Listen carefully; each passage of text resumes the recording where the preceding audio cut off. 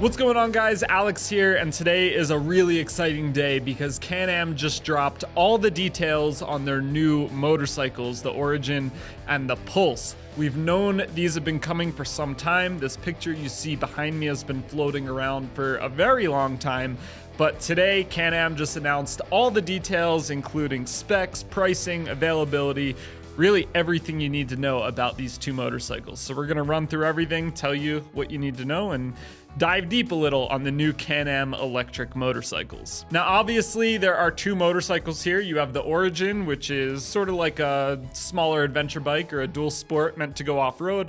And then you have the Pulse, which is the street bike.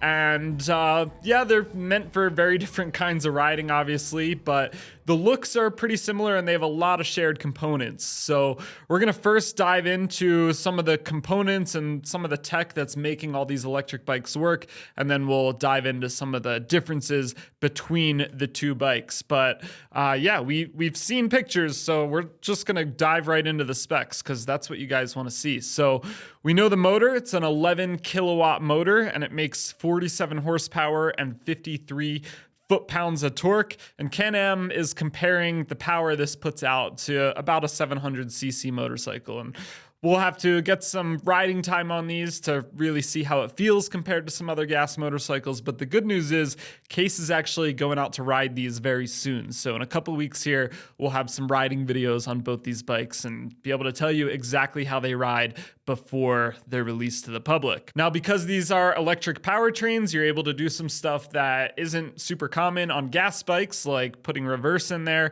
and also regens. So there's a twist forward function in the throttle tubes, so you can actually twist the throttle a little bit forward and that will give you more regen and put some power back into the battery while you're riding, let's say downhill or coming up to a stop. So that's pretty cool. Battery size is 8.9 kilowatt hours and it is a liquid cooled battery. And we also have charging specs. So there's a 6.6 kilowatt charger, supports level 1 and 2 charging. There's a J1772 connector for the bikes that'll be here in the States. So pretty standard stuff to go to your electric charging station, charge it up either at a public station or at home. And Can-Am is saying on level 2, you'll be able to charge from 20 to 80% in about 50 minutes. And the reason it's 20 to 80% is because batteries charge a lot slower once you get above that 80%. So going from 80 to 100 is probably going to take a lot longer than 50 minutes, but you can get from 20 to 80% and charge most of the battery back up in less than an hour. The range specs do vary whether you go with the Origin or the Pulse. So when we dive a little more into the specific bikes, we'll talk about range. Now, the battery is a structural component of this motorcycle. So the tail and the front forks bolt up directly to the battery. So the battery's kind of acting as your frame, which is cool. Batteries are heavy and they wanted to keep weight down as much as possible on this bike. So making the battery a structural component is a common thing to do in electric motorcycles and makes a lot of sense here. So that's good to see. And it is chain driven, but it's enclosed in this chain case, which is very interesting. I'm excited to get Case's opinions on that when he actually goes out and ride the bike. But Can-Am is saying the reason they did it this way is mainly for noise. Electric motorcycles are inherently quiet, and especially on, the Origin, an adventure bike where you're going to be out in nature for some of your rides, they really wanted you to be able to hear as much of the outside and the surroundings as possible and not hear a bunch of clanking and rattling from the bike. So they enclose the chain in this chain case. There's oil inside of there, so it's lubing up the chain. It has an automatic tensioner inside and some pretty good service intervals. Can-Am is saying the first service for this chain case is 5,000 miles. And then once you do that first service, it's every 10,000 miles after that. So you're not going to have to put a ton of attention into this chain case. And again, we'll have to see what Case's thoughts are like when he comes back from riding this bike. So there's an overview of all the powertrain stuff, the battery, the charging, the motor, all that's shared between the Origin and the Pulse. We'll dive into the specific bikes in a second, but I want to talk about style for a second. Even though these are two different categories of bikes, I think they share a pretty similar design. And Yeah, they didn't go too crazy on the design, I think. It still looks like a motorcycle. Some of these electric bikes have a really radical design. This is, a little more traditional motorcycle, but still the bodywork and the plastics on it definitely look, modern and have that electric touch to them, but you don't have like weird pass-throughs in the bottom or any crazy stuff that some of the other electric motorcycles are doing. You do have a couple different color options on the different bikes, so mainly like a brighter silver and a darker black, but no matter which bike you get, they're all going to have this yellow battery color, which is kind of classic color for Can-Am and obviously signifies that all these motorcycles are electric. And now for tech, both the Origin and the Pulse are going to get a pretty massive 10.25-inch display. And a display is really important to me, at least on a motorcycle. I really like having a good-looking screen that's easy to use. And obviously, I haven't seen this in person yet, but from all the videos and photos I'm seeing, this looks to be an amazing display they put on this bike. So I'm excited to interact with that. And another really cool touch is it does have Apple CarPlay. They didn't say anything about Android Auto, which is a little bit of a bummer, but for all you iPhone users, Apple CarPlay is supported. I wish more motorcycles used Apple CarPlay because I love CarPlay. I think everyone's used to it. The only bummer is it is wired. So you do have to plug your phone in. There is a little storage box where the gas tank would normally be. So you can put your phone in there. That's where the USB port is and it'll all work. But it'd be nice if you could keep your phone in your riding pants or your riding jacket and it would just automatically wirelessly connect. But at least it has CarPlay because a lot of most motorcycles still don't have Apple CarPlay. All right, now let's dive into the actual specific bikes themselves. And we're going to start with the Origin. I'll give you all the specs on that. And we'll just run through them. So the weight on the Origin is 412 pounds, which both the Origin and the Pulse, I think weight is pretty impressive for an electric bike. Electric bikes are normally pretty heavy and these weights aren't scaring me away. So I think that's pretty good. 0 to 60 in 4.3 seconds on the Origin. So not break your neck acceleration, plenty of faster bikes out there, but it'll be adequate probably. The one thing that I'm not so stoked about is the top speed. 80 mile per hour top speed on both bikes, which I think is too slow.